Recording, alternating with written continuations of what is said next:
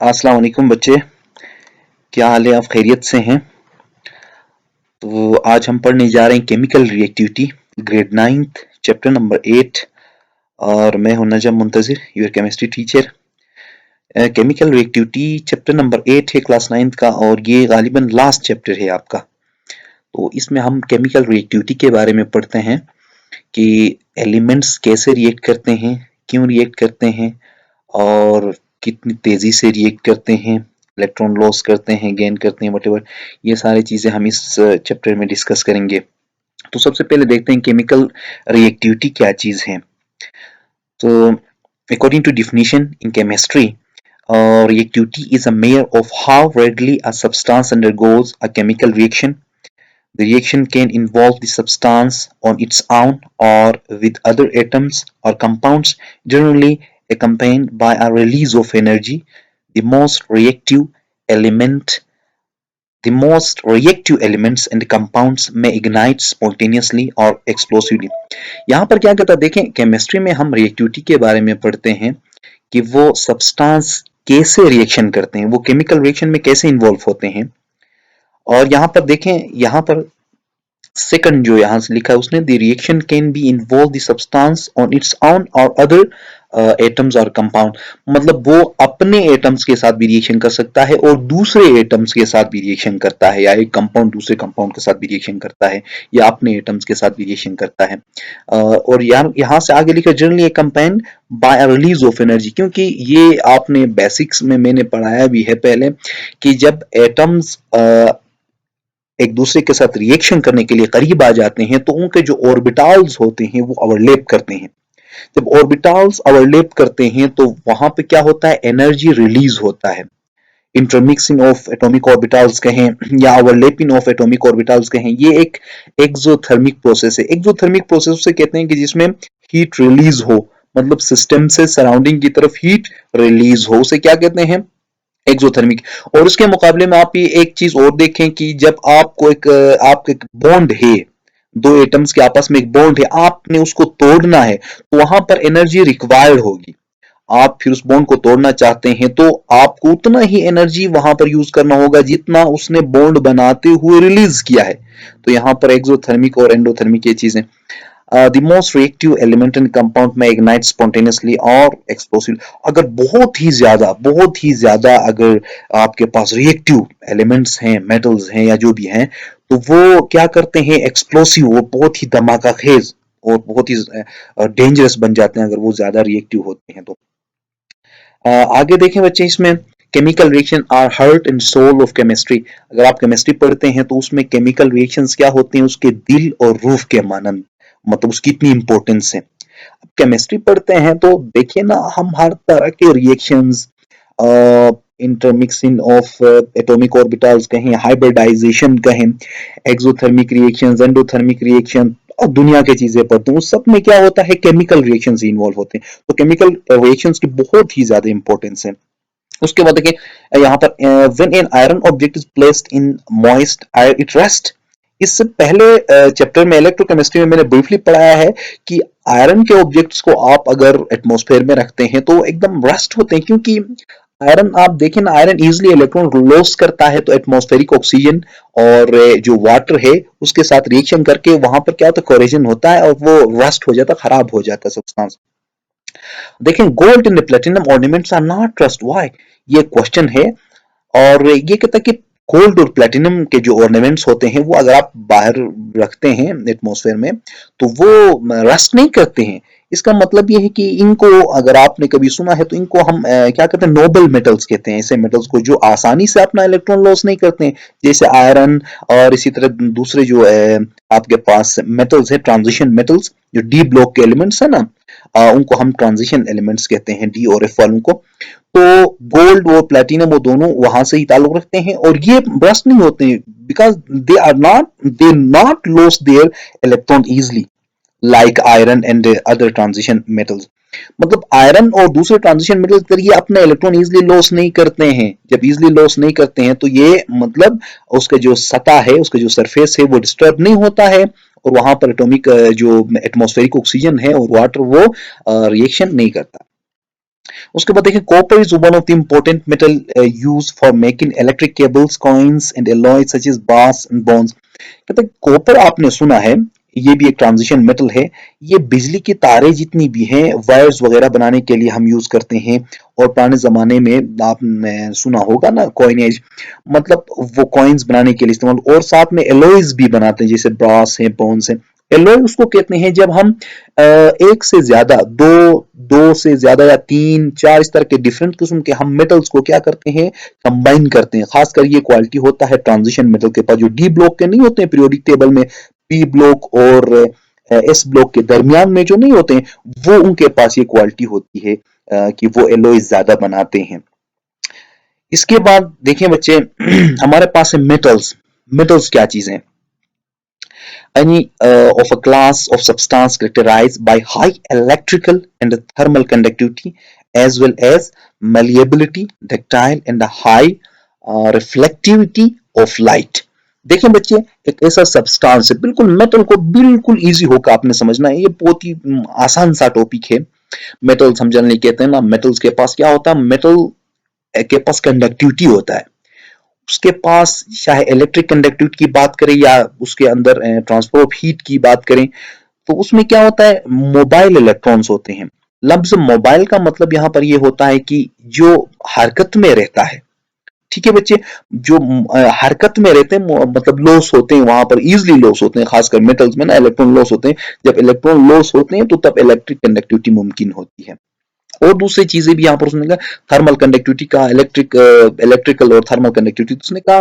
और साथ ही साथ क्या होता है, मेलिएबिलिटी, मतलब एक ऐसा चीज है जिसमें ना आप उसके ऊपर हैमरिंग करके या रोलिंग करके आप उसे, अगर एक डेंसर मेटल है तो आप उसे ना चादर की शक्ल में, ठीक है, शीट्स की शक्ल में आप उसे कन्वर्ट कर सकते हैं। और डक्टाइल, डक्टाइल मतलब ये भी एक क्वालिटी, जैसे अब हमने कॉपर पढ़ा ना, कॉपर के पास बहुत ही बेहतरीन डक्टाइल क्वालिटी होती है कि वो वायर्स के अंदर, मतलब धागों की तरह, मतलब उसमें कन्वर्ट कर सकते हैं हम इजिली। और हाई रिफ्लेक्टिविटी ऑफ लाइट, मतलब उस चीज के ऊपर, उस मेटल के ऊपर जब रोशनी पड़ जाती है तो वो एक चमक सा ना, उसमें एक रिफ्लेक्टिविटी आ जाती है। ये भी उसकी क्वालिटी में आता है। और हम जब मेटल्स पढ़ते हैं तो आपके पास सबसे पहले कौन से आते हैं, ग्रुप 1A के मेटल, जिसको हम अल्कली मेटल्स कहते हैं, है ना बच्चे। उसमें सबसे टॉप पे हाइड्रोजन है, हाइड्रोजन नॉन मेटल है। उसके अलावा जितने भी है नीचे आपके पास मेटल है, ग्रुप 1A के मेटल। उसके बाद दूसरे आपके पास अल्कलाइन अर्थ मेटल्स हैं। और दरमियान में आपके पास क्या है, ट्रांजिशन मेटल है डी ब्लॉक के। उसके बाद पीरियोडिक टेबल के लास्ट में जो है एफ ब्लॉक के एलिमेंट्स कहते हैं, वो भी आपके पास ट्रांजिशन में आते हैं, लेकिन उनको हम इनर ट्रांजिशन कहते हैं। आइए आगे देखते हैं। Metal is any of the element with a positive electrical charge, typically with a shiny surface and a good conductor of heat। क्या होता है, मेटल अगर इलेक्ट्रॉन लॉस करने वाला है तो जाहिर सी बात है वो के टाइम होगा। वो इलेक्ट्रॉन लॉस करने के बाद उसके ऊपर पॉजिटिव चार्ज आ जाएगा और उसका शाइनिंग सरफेस होता है और वो good conductor of heat and electricity होता है। अब देखिए मैंने यहाँ पर कुछ मेटल्स ना बेटा, गोल्ड, और गोल्ड के सामने मैंने एयू भी लिखा। एयू मतलब गोल्ड का असल नाम क्या है, एवरम है। ठीक है ना बच्चे। तो वो कुछ स्टूडेंट सवाल करते हैं तो जीओ क्यों नहीं हुआ सर इसमें, अगर गोल्ड, इसका नाम गोल्ड है तो, लेकिन कॉमन नेम अलग है और उसका जो ओरिजिनल नेम है वो अलग है, इसमें एवरम आता है। ठीक है बच्चे। और सिल्वर के लिए भी यही है। और ये दोनों बहुत ही कीमती मेटल्स में शुमार होता है उनका। सिल्वर आपके पास अर्जेंटम है, और आयरन का आपके पास फीडियम है, और उसके बाद कॉपर है, निकल है, एल्यूमिनियम है, मरकरी। अब मरकरी के साथ ब्रैकेट में मैंने क्या लिखा है, लिक्विड मेटल। ये वाहिद मेटल है जो लिक्विड स्टेट में पाया जाता है। बाकी तमाम आपके पास क्या होंगे, हार्ड होंगे, रिजिड होंगे और बहुत सख्त होंगे। उसके बाद आपके पास टाइटेनियम है, रेडियम है और साथ में कैलिफोर्नियम है। और लास्ट में मैंने एक लिखा, देखिए बच्चे, कैलिफोर्नियम आपके पीरियोडिक टेबल का सबसे कीमती जो आपके पास मेटल है वो आपके पास कैलिफोर्नियम है। अब समझ में आया ना बच्चे कि मेटल्स क्या होते हैं। मेटल्स ऐसे कि मतलब उनके पास इलेक्ट्रॉन लॉस करने की एबिलिटी होती है। जैसे ग्रुप 1A वाले जो है अल्कली मेटल्स एक एक इलेक्ट्रॉन लॉस करते हैं। और सेकंड पे जो आपके पास आते हैं अल्कलाइन अर्थ मेटल्स, वो क्या करते हैं, दो दो इलेक्ट्रॉन लॉस करते हैं, पॉजिटिव 2 चार्ज आता है उसके ऊपर। उसके बाद हम ट्रांजिशन में आते हैं तो ट्रांजिशन में वेरिएबल ऑक्सीडेशन स्टेट्स होते हैं। वेरिएबल का मतलब होता है बच्चे डिफरेंट ऑक्सीडेशन। उसमें +1 से लेकर +7 तक, अगर उसमें आपके पास एक मैंगनीज है एक ट्रांजिशन मेटल उसका +7 है ऑक्सीडेशन स्टेट, मतलब डिफरेंट वेरिएबल ऑक्सीडेशन स्टेट्स होते हैं, कॉम्प्लेक्स कंपाउंड्स भी बनाते हैं। और ये जो एलॉयज बनाते हैं ना बच्चे, वो ट्रांजिशन मेटल्स बनाते हैं, वो बहुत ही बेहतरीन बनाते हैं। आगे चलते हैं, इलेक्ट्रोपॉजिटिविटी करेक्टर। इलेक्ट्रोपॉजिटिविटी करेक्टर क्या है?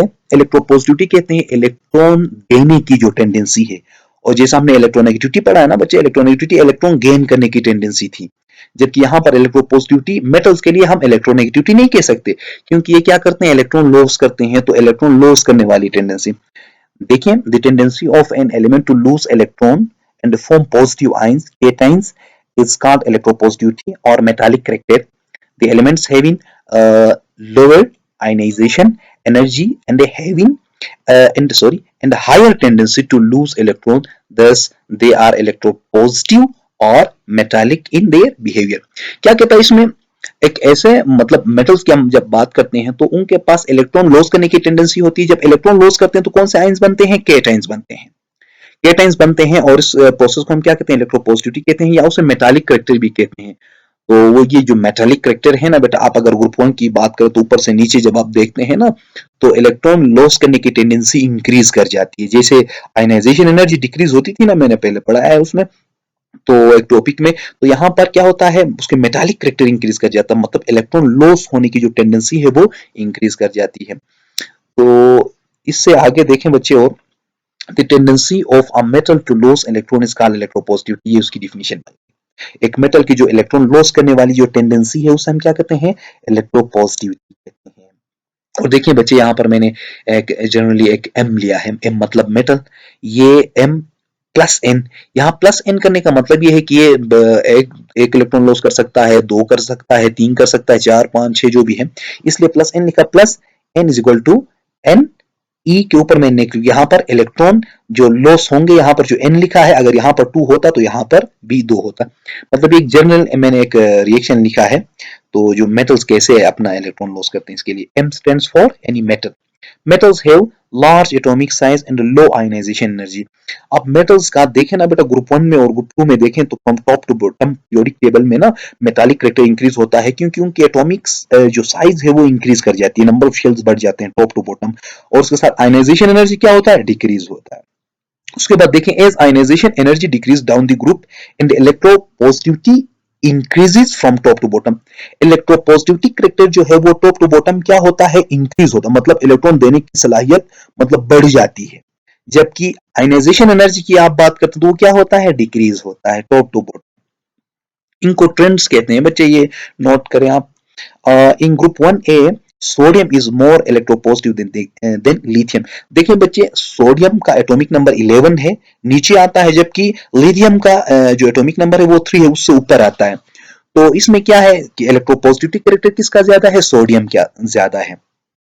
उसके बाद देखें, electropositivity decrease from left to right in period. अगर आप पीरियड में चेक करें, लेफ्ट टू राइट चेक करें, तो क्या होता है बेटा? शेल रिमेन कांस्टेंट, लेकिन उसके अंदर नंबर ऑफ इलेक्ट्रॉन्स बढ़ जाते हैं, तो साथ ही साथ उसी टाइम पे नंबर ऑफ प्रोटॉन्स भी बढ़ जाते हैं न्यूक्लियस में। तो ये जो एटम है ये श्रिंक होता है, इसका साइज छोटा होता है, और जितना साइज छोटा होगा एटम का, उतना इलेक्ट्रॉन का वहां से लॉस करवाना हमारे लिए क्या होगा? मुश्किल होगा। इसलिए मैंने क्या लिखा है? Electropositivity decrease from left to right in आ। देखिए बच्चे, आगे लास्ट में मैंने कुछ oxides of period 3 elements are basic to amphoteric to acidic. मतलब ऑक्साइड्स कहने का मतलब ये है कि ये जो पीरियड 3 के जो एलिमेंट्स हैं उनके साथ ऑक्सीजन रिएक्ट करेगा तो ऑक्साइड्स बन जाएंगे, और ये ऑक्साइड्स शुरू में बेसिक होंगे, उसके बाद एम्फोटेरिक होंगे, उसके बाद एसिडिक होंगे। एम्फोटेरिक कहने का मतलब है बच्चे कि उसके पास दोनों कैरेक्टरिस्टिक होंगे, एसिडिक बिहेवियर भी होगा और साथ में बेसिक बिहेवियर भी। देखिए यहाँ पर सबसे मैंने पहले लिया है बेटा सोडियम। अगर आपके पास सोडियम मेटल है, ऑक्सीजन के साथ रिएक्शन करेगा तो क्या बनेगा? आपके पास सोडियम ऑक्साइड बनेगा। ये बहुत ही स्ट्रांगली बेसिक है। ये स्ट्रांगली बेसिक अगर आप ना चेक करना चाहते हैं तो इस ऑक्साइड को ना वाटर के साथ रिएक्शन करवाओ तो आपके पास सोडियम हाइड्रोक्साइड मतलब कास्टिक सोडा बन जाएगा, बहुत ही स्ट्रांग, जिसका पीएच अप्रोक्सीमेटली इक्वल्स टू 14 होता है। तो दूसरा देखें बच्चे, दूसरा मैंने मैग्नीशियम लिया है। मैग्नीशियम के साथ ऑक्सीजन रिएक्शन करेगा तो आपके पास मैग्नीशियम ऑक्साइड बनेगा, और ये आपके पास क्या है? बेसिक है। उतना बेसिक नहीं है जितना आपके पास सोडियम ऑक्साइड था, ऊपर वाला ज्यादा बेसिक है जबकि ये नॉर्मल है। उसके बाद हम आते हैं एल्यूमिनियम। एल्यूमिनियम जब रिएक्शन करता है ऑक्सीजन के साथ तो आपके पास एल्यूमिनियम ऑक्साइड बनता है। और एल्यूमिनियम ऑक्साइड में माजरत के साथ यहाँ पर बच्चे मैंने एक चीज मिस किया है, बल्कि मैं यहाँ पर लिख लेता हूं, तो लेक्चर के दौरान यहाँ पर मिस हुआ है। तो यहाँ पर क्या होगा, आपके पास 3 आ जाएगा। क्या आ जाएगा, मैं लिख लेता हूं 3। ये आपके पास एल्यूमिनियम Al2O3 होता है बच्चे, अगर आप बैलेंस करके लिखना चाहते हैं तो Al2O3 एल्यूमिनियम ऑक्साइड कहते हैं। ये एम्पोटेरिक है। एम्पोटेरिक मतलब उसमें एसिडिक नेचर भी है और बेसिक नेचर भी है, दोनों होते हैं। उसके बाद देखिए बच्चे, आपके पास क्या है, सिलिकॉन। सिलिकॉन ग्रुप 4A का एलिमेंट है, कार्बन के फौरन नीचे आता है। सिलिकॉन जब ऑक्सीजन के साथ रिएक्शन करता है तो सिलिकॉन डाइऑक्साइड बनता है। ये आपके पास वीकली एसिडिक है। अब देखें यहाँ एम्पोटेरिक के बाद क्या हुआ बच्चे, एसिडिक करेक्टर इंक्रीज करना शुरू किया इसने। इसके बाद आपके पास क्या है, फास्फोरस। फास्फोरस जब ऑक्सीजन के साथ रिएक्शन करेगा तो फास्फोरस, यहां पर देखें फास्फोरस 5 ऑक्साइड भी कहते हैं इसको ना, फास्फोरस 5 ऑक्साइड कहते हैं, क्योंकि यहाँ फास्फोरस का जो ऑक्सीडेशन स्टेट आएगा वो +5 आता है, इसलिए ये एसिडिक बन गया। ये वीकली एसिडिक था सिलिकॉन ऑक्साइड, जबकि फास्फोरस ऑक्साइड आपके पास क्या हुआ, आपके पास एसिडिक बन गया। फास्फोरस 5 ऑक्साइड कहते हैं बेटा इसको, इसके क्योंकि फास्फोरस के ऊपर ऑक्सीडेशन स्टेट 5 आता है। उसके बाद देखें सल्फर। सल्फर ऑक्सीजन के साथ रिएक्शन करता है तो सल्फर डाइऑक्साइड बनता है, स्ट्रांगली एसिडिक है। और साथ ही साथ सल्फर अगर एक्सेस में आप अगर मजीद ऑक्सीजन इसको सप्लाई करते हैं ना बच्चे, दूसरा रिएक्शन भी मैंने यहाँ पर लिखा कि आप और इसमें ऑक्सीजन इसको फराहम करते हैं तो आपके पास सल्फर ट्राइऑक्साइड बनता है। ये दोनों आपके पास स्ट्रांगली एसिडिक है। उसके बाद हम आ जाते हैं बेटा लास्ट में क्लोरीन। क्लोरीन जब ऑक्साइड बनाता है, देखें ऑक्सीजन के साथ रिएक्शन बनाता है तो मतलब रिएक्शन करता है ऑक्सीजन के साथ तो ये ऑक्साइड बनाएगा, क्लोरीन ऑक्साइड भी कहते हैं, लेकिन इसको क्लोरीन 7 ऑक्साइड कहते हैं। वो 7 ऑक्साइड इसलिए बच्चे कि यहाँ पर क्लोरीन का ऑक्सीडेशन स्टेट 7 आता है, इसलिए इसको हम क्या कहते हैं, क्लोरीन 7 ऑक्साइड कहते हैं। और ये आपके पास क्या है, वेरी स्ट्रांगली एसिडिक है। ठीक है ना बच्चे, यहाँ पर इसको क्लोरीन 7 ऑक्साइड कहने का मतलब ये होता है, देखें बच्चे यहाँ पर मैं इसको मेंशन कर देता हूं कि क्लोरीन का ऑक्सीडेशन स्टेट क्या है, क्लोरीन का ऑक्सीडेशन स्टेट +7 है। मैंने पहले आपको उसमें पढ़ाया था बच्चे, इससे पहले वाले चैप्टर में कुछ ऑक्सीडेशन स्टेट फाइंड करना सिखाया था मैंने, उसमें आपने देखा है कि क्लोरीन का मैक्सिमम ऑक्सीडेशन स्टेट +7 भी है, क्योंकि सामने जो रिएक्शन कर रहा है वो आपके पास क्या है बच्चे, ऑक्सीजन है। Oxygen is more electronegative than chlorine, तो सो क्लोरीन क्या करेगा, इलेक्ट्रॉन लॉस करेगा, ये ऑक्सीडेशन करेगा, ये रिड्यूस हो जाएगा। और ये जो ऑक्साइड है आपके पास वेरी स्ट्रांगली एसिडिक है, वेरी स्ट्रांगली एसिडिक है आपके पास। यहाँ पर हमारा लेक्चर खत्म होता है। उम्मीद करता हूँ आपको समझ में आया होगा बच्चे, और आप अगर समझ में नहीं आया तो आप कमेंट सेक्शन में जरूर मुझे बता दीजिएगा, और जहाँ पर कोई चीजें मिस हुए हैं तो आप बता दीजिएगा मुझे, मैं फिर नेक्स्ट लेक्चर में उन चीजों को फिर ऐड करके आपको समझाने की कोशिश करूंगा। और लेक्चर सुनने का बहुत बहुत शुक्रिया। अल्लाह हाफिज।